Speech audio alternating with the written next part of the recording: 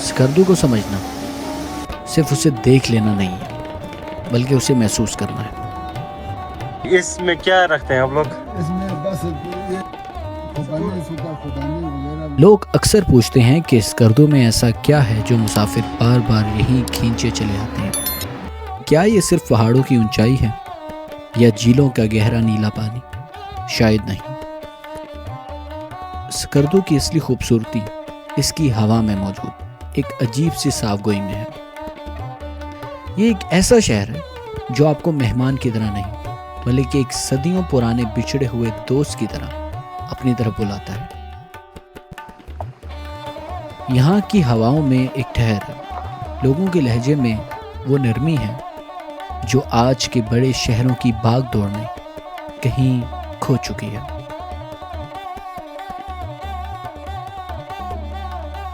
यहाँ जिंदगी भागती नहीं है, बल्कि एक पुरसुकून ठहराव के साथ चलती है। ये वो खूबियां हैं जो आपको किसी महंगे ट्रैवल ब्रोशर में नहीं मिलेंगी। ना ही कोई टूरिस्ट गाइड आपको ये समझा सकता है। ये एहसास सिर्फ तब नजर आता है जब आप सिर्फ टूरिस्ट बनकर नहीं, बल्कि एक मुसाफिर बनकर कदम रखते हैं। हर शहर की तरह स्कर्दू की भी एक कहानी है, सदियों पुरानी, पहाड़ों से भी पुरानी। यहाँ के किले, पुरानी गलियां और सदियों पुरानी रवायतें आज भी अपनी जगह खड़ी हैं।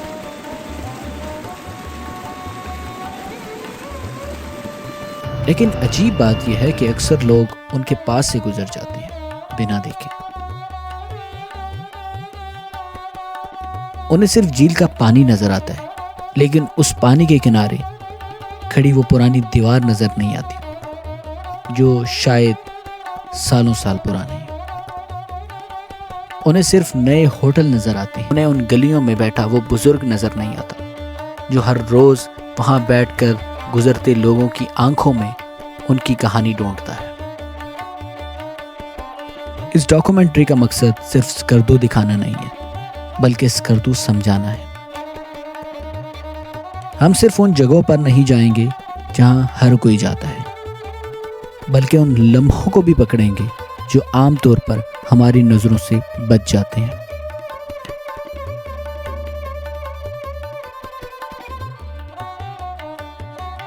क्योंकि कभी कभी एक शहर की असली खूबसूरती उसके रंगों में नहीं, बल्कि उस एहसास में होती है जो वो आपके दिल पर छोड़ जाता है।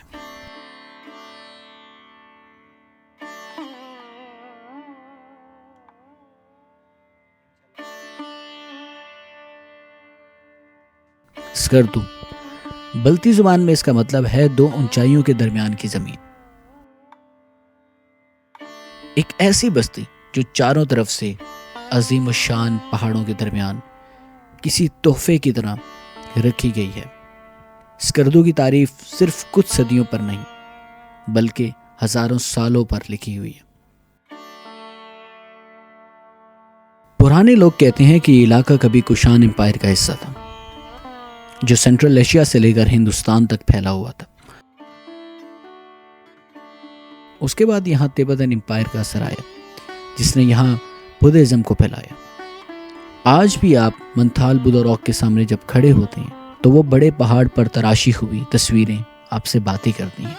ये निशानी हमें बताती हैं कि स्कर्दू हमेशा से अमन और स्पिरिचुअलिटी का मरकज रहा है।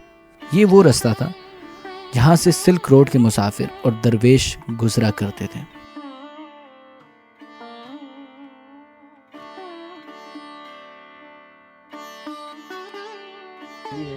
और बहुत ही खूबसूरत नज़ारा यहाँ से पेश कर रहे हैं। दरिया के बिल्कुल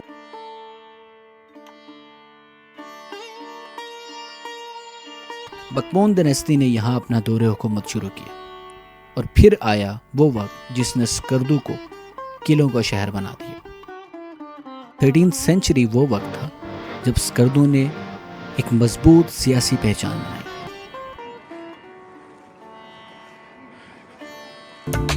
1440 के करीब अली शेर खान अचर ने वो मशहूर खरपोचो फोर्ट बना।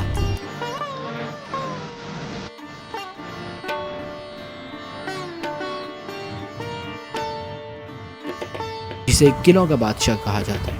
یہ قلعہ صرف مٹی اور پتھر کا نہیں تھا، یہ اسکردو کی ہمت اور اس کی طاقت کا گواہ ہے، جو آج بھی شہر کے اوپر ایک نگہبان کی طرح کھڑا ہے۔ اچھا یہ اچھا اسکردو کی تاریخ میں ایک ایسا صفحہ بھی ہے جو ہر پاکستانی کے دل کو گرما دیتا ہے۔ یہ کہانی ہے 1947 سے 1948 کی، جب پورا سب کانٹیننٹ آزاد ہو رہا تھا۔ اسکردو ایک عظیم امتحان سے گزر رہا تھا۔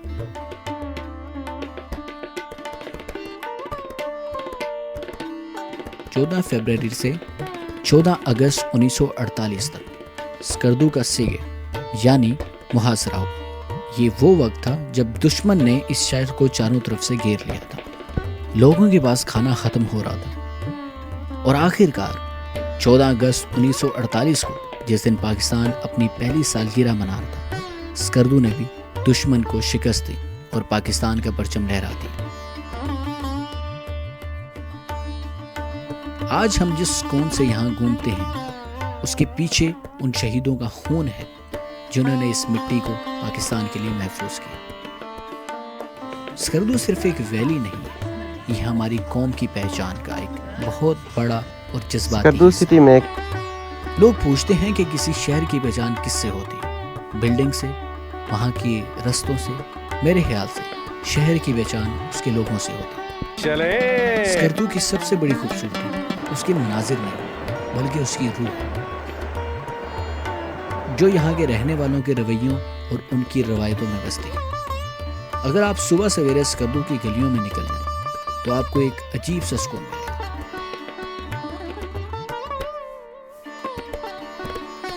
شہر جاگ چکا ہوتا ہے لیکن باغ نہیں رہا۔ لوگ اپنی دکان کھول رہے ہوتے ہیں، بچے اسکول بیگز اٹھائے نکل رہے ہوتے ہیں، اور چائے کی خوشبو ٹھنڈی ہوا کے ساتھ مل کر ایک الگ سا ماحول بنا دیتی ہے۔ یہ وہ لمحے ہیں جو کسی ٹریول ولاگ کا حصہ کم ہی بنتے ہیں، لیکن اصل زندگی کا حصہ ضرور ہوتا ہے۔ اسکردو کے لوگوں کا رویہ مسافر کو حیران کر دیتا ہے۔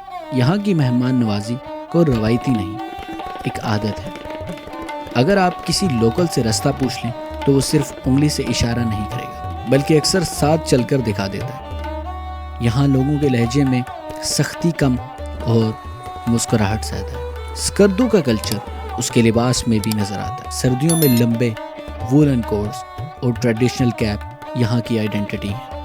ہر ڈیزائن اور ہر پیٹرن کے پیچھے ایک کہانی ہے جو نسلوں سے چلتی آ رہی ہے۔ یہاں کے فیسٹیول میں شور کم اور خوشی زیادہ ہوتی ہے۔ ایک ایسی انرجی جو دل کو ہلکا کر دیتی ہے۔ دکانوں کے باہر بیٹھے بزرگ اور چائے پر ہوتی گفتگو مل کر ایک ایسی تصویر بناتے ہیں جو صرف رک کر محسوس کرنے سے سمجھ آتی ہے۔ یہاں ایک بات ایسی ہے جو اکثر مسافر نوٹس ہی نہیں کرتے۔ اسکردو کی زندگی سکون بھری ضرور ہے، لیکن یہ آسان نہیں ہے۔ سخت موسم، لمیٹڈ ریسورسز اور پہاڑی علاقے کے اپنے چیلنجز ہیں۔ سردیوں میں جب ٹمپریچر -20 تک چلا جاتا ہے، جب دریاؤں کا پانی جم جاتا ہے اور رستے برف سے ڈھک جاتے ہیں، تب اسکردو کا اصلی چہرہ سامنے آتا ہے۔ لیکن ان مشکلات کے باوجود لوگوں کی پوزیٹیوٹی کم نہیں ہوتی۔ یہ کنٹراسٹ ہے اسکردو کی اصلی طاقت کا۔ لوگ مسکراتے ہوئے ان چیلنجز کا سامنا کرتے ہیں۔ ان کا یہی جذبہ ہمیں سکھاتا ہے کہ خوشی باہر کی حالت میں نہیں، بلکہ انسان کے اپنے اندر کے سکون میں ہوتی ہے۔ جب آپ یہ سب دیکھتے ہیں تو آپ کو احساس ہوتا ہے کہ اسکردو کی اصلی خوبصورتی اس کی لیکس میں نہیں بلکہ ان لوگوں کی ہمت میں ہے۔ اب اگر میں نے وہاں کی خوبصورتی کے بارے میں اتنا بتا دیا، وہاں کے لوگوں کے جذبوں کے بارے میں بتا دیا، تو اگر اسکردو کے ذائقے کے بارے میں نہ بتایا جائے تو شاید یہ غلط ہوگا۔ جب بھی کسی شہر کا ذکر ہوتا ہے تو اس کا ذائقہ ضرور ساتھ آتا ہے، کیونکہ زمین کی خوبصورتی آنکھوں کو پسند آتی ہے، لیکن اس کا ذائقہ دل میں رہ جاتا ہے۔ اسکردو کا کھانا فلیشی نہیں ہے،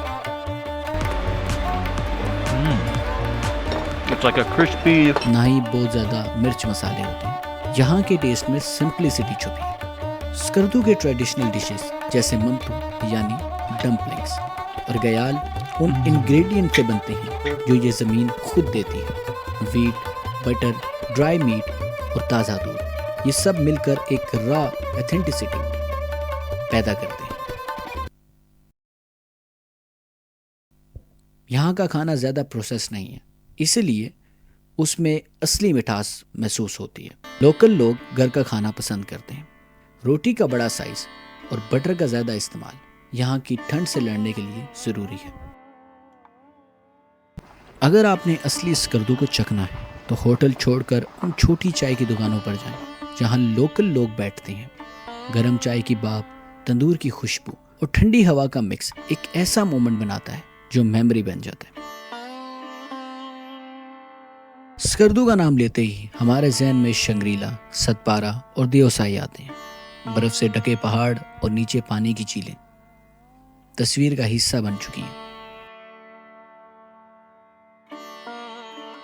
لیکن اسکردو کی خوبصورتی صرف کیا دیکھنا میں نہیں بلکہ کس طرح دیکھنا ہے اس میں چھپی ہے. اکثر مسافر ایک جگہ جاتا ہے، فوٹو لیتا ہے اور واپس آ جاتا ہے، لیکن اس جگہ کی کہانی اور سکون پیچھے رہ جاتے ہیں. مثلاً دیوسائی، جسے لینڈز آف جائنٹس کہا جاتا ہے، وہاں کھڑے ہو کر آپ کو ریئلائز ہوتا ہے کہ انسان کتنا چھوٹا ہے. وہاں سائیکالوجی کا ایک رول کام کرتا ہے. جب ایک منظر پیچھے سے زیادہ پاورفل ہوتا ہے، دیوسائی کی خاموشی خود بول رہی ہوتی ہے. وہ منظر جو تصویر میں اچھے لگتے ہیں، اصل میں وہ تصویر سے زیادہ کہیں گہرے ہوتے ہیں.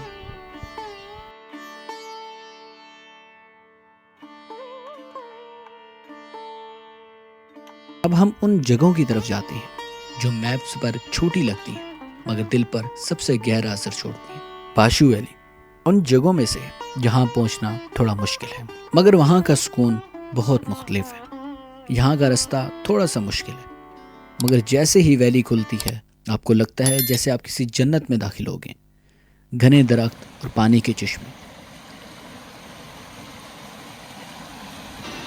یہاں وقت دھیما ہو جاتا ہے بلکہ یہ خاموشی سے آپ کے دل میں اتر جاتی ہے.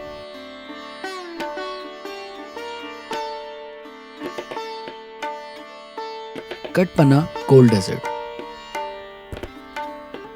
دنیا میں ڈیزرٹ کا مطلب گرمی ہوتی ہے مگر اسکردو کے کولڈ ڈیزرٹ اس سوچ کو بدل دیتے ہیں. یہاں ریڈ کے ٹائل بھی ہیں اور سرد ہوا بھی. سردیوں میں ریڈ پر برف کی چادر جم جاتی ہے. یہ منظر دنیا میں بہت کم جگہوں پر ملتے ہیں. شام کے وقت یہ ڈیزرٹ بالکل سلور لگتا ہے. یہ وہ ٹویسٹ ہے جو ڈاکومنٹری میں ویورز کو حیران کر دیتا ہے. اپر کچورا لیک کا نام لوگ سن چکے ہیں مگر اس کے پاس کی خاموشی اکثر لوگ اگنور کر جاتے ہیں. لیک سے ہٹ کر ہل سائڈ ویو پر ملتے ہیں جہاں سے پانی کا رنگ اور بھی گہرا نظر آتا ہے. یہاں کراؤڈ کم ہوتا ہے اس لیے ریفلیکشن مرر جیسا ہے. منتھو کا واٹر فال تو سب دیکھتے ہیں مگر اس کے سائڈ ٹرائل پر چل کر ایسے ویو پوائنٹ ملتے ہیں جہاں سے واٹر فال کا اینگل بالکل ڈفرنٹ نظر آتا ہے. یہ چھوٹی چھوٹی جگہیں ہی ڈاکومنٹری کو یونیک بناتی ہیں.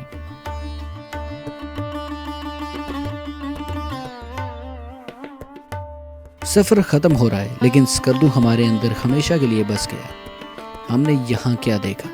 ہم نے پہاڑ دیکھے، جھیلیں دیکھی اور تاریخ دیکھی، لیکن اصل میں ہم نے احساس دیکھا. ہم نے دیکھا کہ کیسے ایک شہر مشکلات میں بھی مسکراتا ہے. اسکردو ہمیں سکھاتا ہے کہ زندگی صرف رستے طے کرنے کا نام نہیں بلکہ لمحوں کو رک کر محسوس کرنے کا نام ہے. جب آپ اسکردو سے واپس جائیں گے تو آپ اپنے ساتھ ایک خاموشی لے کر جائیں گے. وہ خاموشی جو آپ کو بتائے گی کہ زندگی مشکل ضرور ہے مگر اگر ارادہ پہاڑ جیسا ہو تو ہر راستہ آسان ہو جاتا ہے. شاید آپ اسکردو کو دوبارہ دیکھنا چاہیں لیکن اس بار صرف کیمرے کی آنکھ سے نہیں بلکہ اپنے دل کی نظر سے، کیونکہ کبھی کبھی ایک شہر کو سمجھنے کے لیے بس دیکھنا کافی نہیں ہوتا بلکہ اسے محسوس کرنا ضروری ہوتا ہے.